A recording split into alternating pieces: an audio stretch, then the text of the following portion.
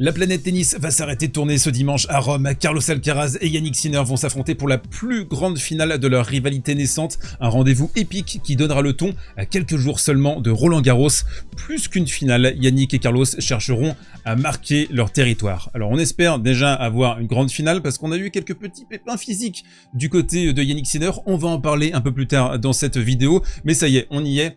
11e Alcaraz-Sinner, c'est gravé dans le marbre. Il y a une énorme excitation là sur cette vidéo. Il y aura une giga preview en fin de vidéo, donc restez bien jusqu'au bout. On se retrouvera également juste après la finale ce dimanche. Et puis la semaine prochaine, jeudi, la preview de Roland-Garros, ça va arriver très vite. On sera en quotidienne également à Roland-Garros, format exceptionnel tous les jours pour ne rien manquer du Grand Chelem parisien. Donc n'hésite pas à t'abonner, montre chaque côte. Et puis assez parlé, je crois. On attaque juste après ça. On attaque ce côté réseau avec la déclaration scandaleuse de la semaine. Elle est signée Alexander Zverev, le gigantesque semard. Il nous a rappelé à quel point rien n'était jamais vraiment de sa faute avec Zverev, que ce soit sur un court de tennis ou que ce soit dans sa vie privée. Et en fait, ça explique, vous allez le voir d'ici quelques minutes, pourquoi ce joueur n'a pas encore remporté de Grand Chelem. Sa déclaration, elle intervient après sa défaite face à Musetti, dans des conditions très lourdes. Musetti qui l'a cuisiné à feu doux, qui lui a fait un petit mix avec sa créativité, qui l'a amené dans sa propre temporalité. Et donc Zverev, il dit, en fait, Musetti, je pense qu'il joue tout le temps de la même façon sur terre battue. Il dépend beaucoup de sa défense et des erreurs de ses adversaires. Ça, c'est énorme. Aujourd'hui, j'ai eu du mal à frapper des coups gagnants, c'était très lent, etc. etc. Il va parler également des balles. Il a expliqué que les balles étaient une blague. Aujourd'hui, d'une manière générale, c'est un sujet que nous abordons depuis 3 ou 4 ans. Zverev qui nous a fait son cinéma pendant le match. Alors, il nous a dit, regarde ces balles, c'est impossible de jouer au tennis avec ces merdes. On joue avec des balles pour enfants de nos jours. Pas étonnant que le gars en face reste à 6 mètres de la ligne de fond. En fait, on a l'impression que Zverev, il s'est jamais vu jouer au tennis lui-même. Il n'a pas compris que lui-même était à 4 mètres ou 5 mètres de la ligne de fond. C'est impossible de jouer, dit-il, mettez-moi un avertissement, je m'en fous, j'en ai marre. Je jouais avec des balles comme ça quand j'avais 8 ans. Mais la déclaration la plus savoureuse, elle intervient juste ici. Bien sûr, pour moi, compte tenu de mon style de jeu, la journée n'a pas été facile, car au final, je reste quelqu'un qui essaye de jouer de manière agressive. Effectivement, il y a peut-être quelque chose d'agressif en toi, Sacha, mais ça, tu le montres pas sur le court. Peut-être que tu le montres ailleurs. D'ailleurs, on revient sur ce que disait Roger Federer. On va quand même faire confiance à Federer sur son jugement. Quand je le vois jouer, je vois quelqu'un qui joue beaucoup trop passivement. Bah tiens, c'est bizarre. Beaucoup trop défensivement dans les moments décisifs, pardon. Il est génial en défense, mais je pense que pour gagner, il doit aller vers l'avant, regarder vers l'avant. S'il met cela en œuvre, il peut réaliser de grandes choses. C'est un grand si, hein, bien sûr. Contre les meilleurs joueurs du monde, il faut prendre l'initiative et jouer offensivement. Ça, il en sait quelque chose, Roger. La deuxième info concerne Jannik Sinner, a.k.a. Jean, le pêcheur, qui a touché le nouveau pape. Et il y a eu des petits échanges gauleries. Alors déjà, en fait, avant, une journaliste avait posé la question au pape, est-ce que tu veux jouer un petit tournoi de charité? Il avait dit certainement. La journaliste lui avait dit, je viendrai avec André Agassi, pourquoi pas. Et le pape avait dit, du moment que ce n'est pas Sinner, parce que Sinner en anglais c'est le pêcheur.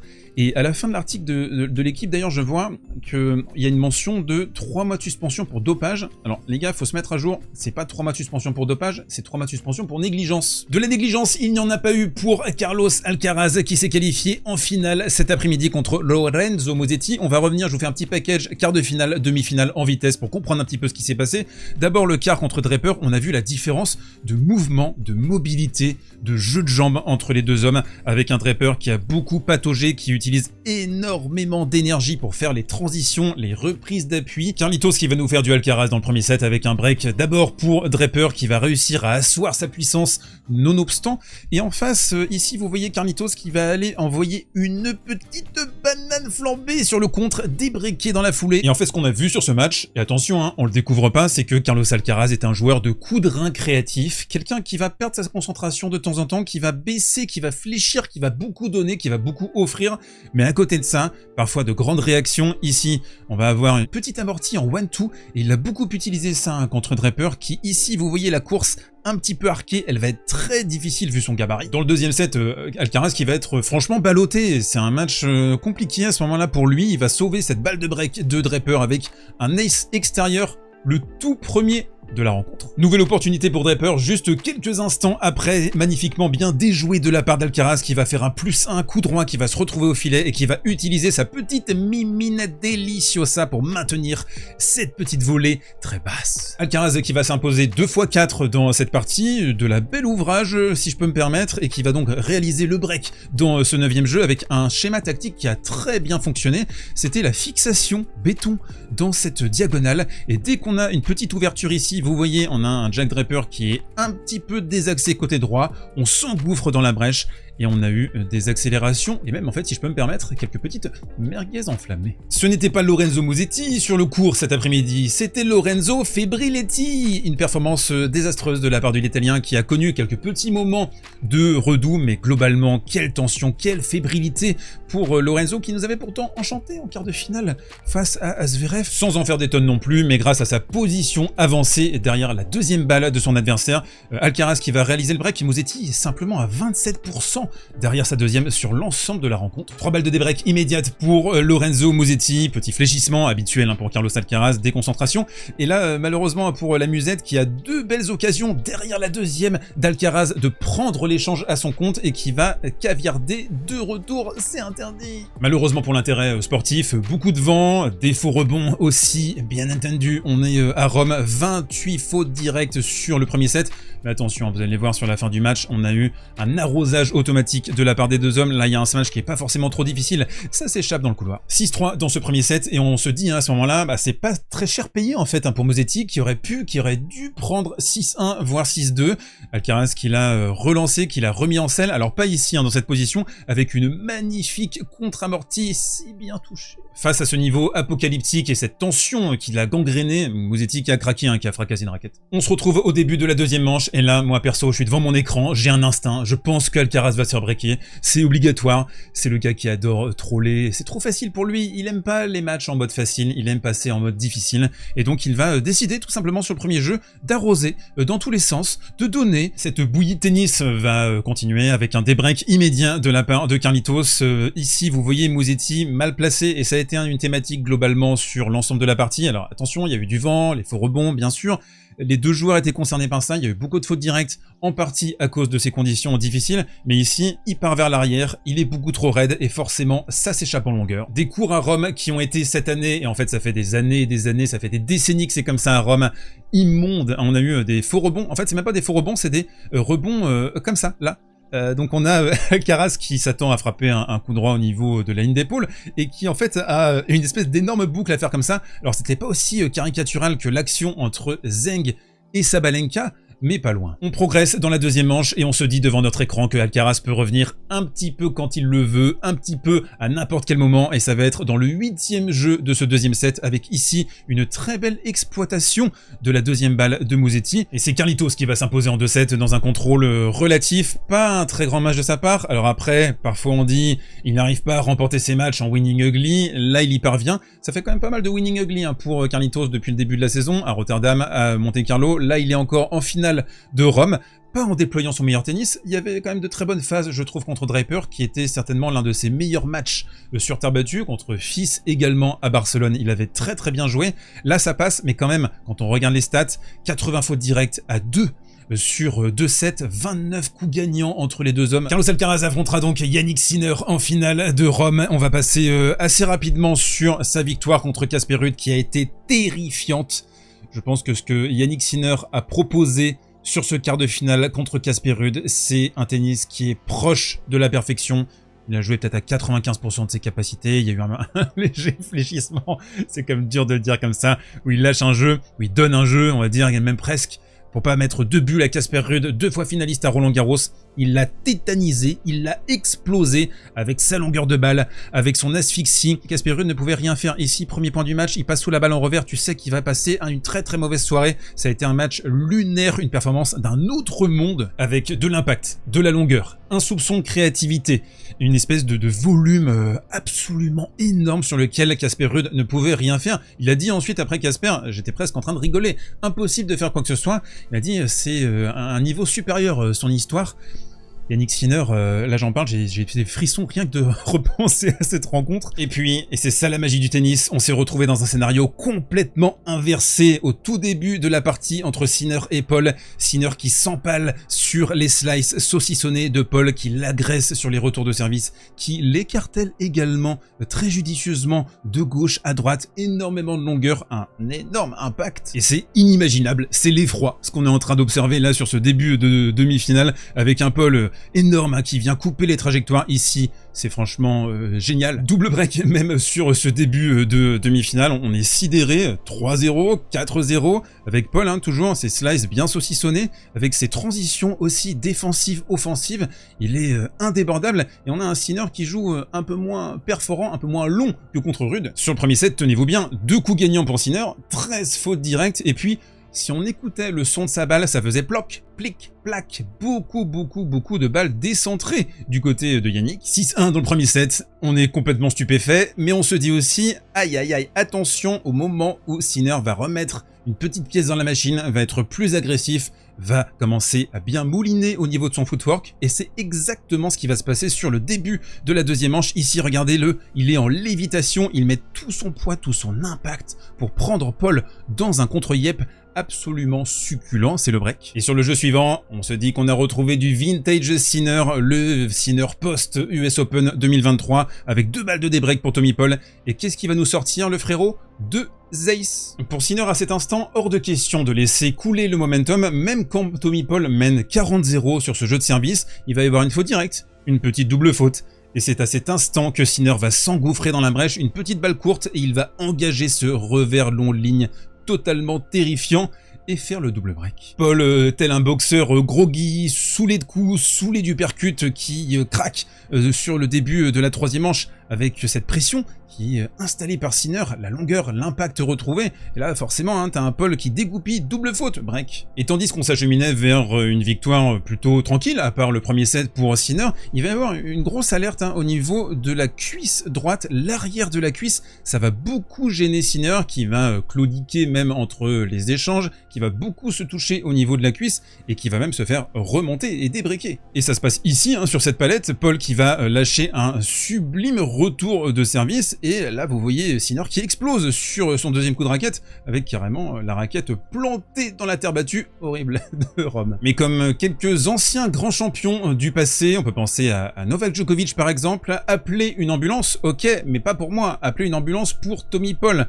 On a un Sinner qui boite entre les poings, c'est très difficile, mais qui va quand même s'arracher ici sur un passing complètement zinzin, breaker et réussir à finir le boulot de façon quand même assez difficile. Et c'est l'heure du coin prono de la grande preview de cette finale de Rome entre Alcaraz et Sinner. Quel petit bonbon! Alors on espère vivement pour l'intérêt du show, du spectacle, que Sinner sera à 100% de ses capacités. Vraiment, on l'espère vivement. Cette séquence est sponsorisée par les Winami de Winamax. Et attention, vous avez une toute nouvelle offre disponible. Donc maintenant, le premier pari, s'il est perdant, il est remboursé en cash. Et ça, c'est jusqu'à 100 €. Vous avez également le code promo SV10 qui est toujours actif et qui vous permet d'avoir 10 € supplémentaires. Vous avez le lien dans la description et dans le commentaire épinglé. Attention, offre exclusivement réservée aux adultes. Allez, on rentre dans le dur. 3 clés de compréhension pour bien comprendre ce qui va se passer ce dimanche. D'abord, un petit peu de contexte. Vous le voyez, 6-4 entre les deux loustiques. C'est un petit 3-0 hein, qu'a infligé Carnitos en 2024 à Yannick Sinner, le meilleur joueur de la saison 2024, bien entendu. Il avait perdu le match au Six Kings Slam. On va pas le compter. C'était un match d'exhibition. C'est, vous le voyez à ma droite, la 3e finale entre les deux loustiques, mais c'est la plus grande finale de leur carrière respective, sur leur petite rivalité. Et c'est une finale, on peut le dire, hein, en forme de répétition pour Roland Garros, où il ne pourrait se retrouver qu'en finale, parce que Sinner sera tête de série numéro 1, et Carlos Alcaraz sera tête de série numéro 2. La première clé de compréhension, pour moi, c'est la terre battue. Pourquoi? Parce que c'est une surface beaucoup plus tolérante avec les aléas d'Alcaraz. Les breaks et les débreaks ont beaucoup moins de conséquences. Alcaraz est, à mon sens, le meilleur joueur sur les surfaces naturelles du circuit. Grâce à sa main, sa créativité, la gestion de la temporalité sur cette surface, des volumes, des espaces, des angles, mais en même temps, parce qu'il y a un petit mais, on voit et on le sait, Sinner a pris des bras, du dos, des cuisses, il est beaucoup plus tanké désormais. Alors, je pense pas qu'il ait pris 5, 6, 7 kilos, mais je pense qu'il a pris entre 1 et 2 kilos, à mon avis. J'ai essayé de regarder ses mouvements, des images du début de saison, de 2024, de fin 2023. Il a pris un petit peu. Et s'il l'a fait, je pense, c'est parce qu'il souhaite lutter spécifiquement sur le match-up contre Carlos Alcaraz. Il a retenu les leçons du passé, il a retenu les leçons de ce qui s'est passé à Roland-Garros en 2024, et aussi son faible bilan post 4 heures de jeu. Il a perdu tous ses matchs en carrière au-delà de 4 heures, donc ça évidemment, il a voulu s'en prémunir et se préparer à cette éventualité, et surtout à Roland-Garros, on peut avoir des matchs très longs. Alcaraz de son côté qui évolue à un niveau moindre que sur certaines phases en 2022, et surtout en 2023, puis beaucoup de sautes de concentration chez Carlos Alcaraz depuis le début de la saison, en 2024 également.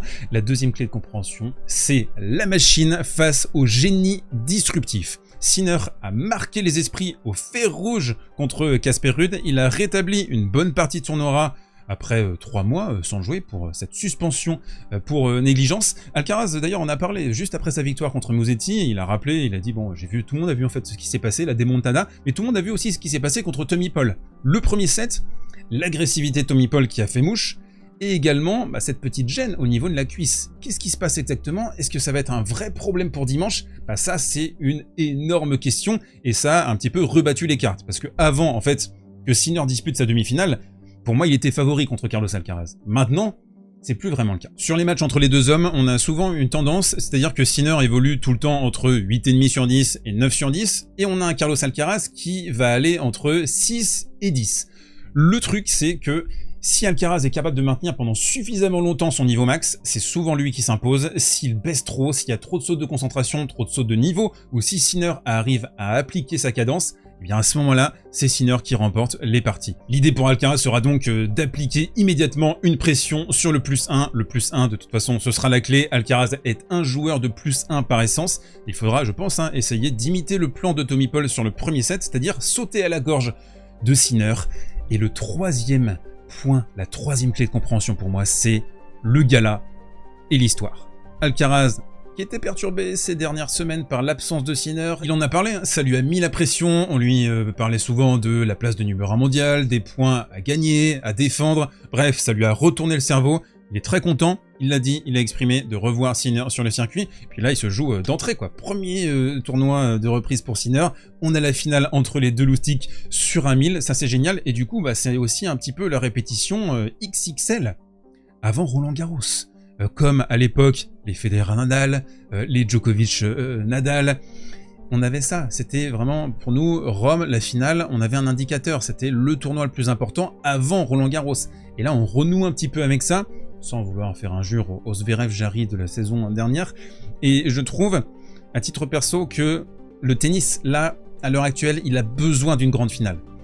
Depuis le début de la saison, on n'a pas eu de grande finale, on a eu très peu de grands matchs. De joueurs qui sont pas dégueulasses en finale. Sinner, il est à 19 titres, 5 défaites en finale. Il a perdu contre Hurkacz, Medvedev 2 fois, Djokovic et Alcaraz. Et Alcaraz, il est à 18 titres, 6 défaites. En finale, il a perdu contre Djokovic 2 fois, les Jeux Olympiques et à Cincinnati, Musetti, Sinner, Rune, et évidemment, il a perdu une finale contre Cameron Norrie qu'on embrasse. Avant de conclure, je vous ramène au côté réseau rapidement, on fait une petite boucle parce que je viens de checker les dernières informations pour être vraiment sûr avant de publier la vidéo et vous donner vraiment toutes les informations les plus complètes possibles. Et Sinner s'est exprimé sur la petite gêne et il a dit depuis le 3e tour, j'ai une ampoule qui m'empêche de bouger correctement. Je vous mets la capture d'écran que j'avais prise lors de son match face à Cerundolo, et il dit c'est lié à ça, je ne m'inquiète pas pour ma jambe.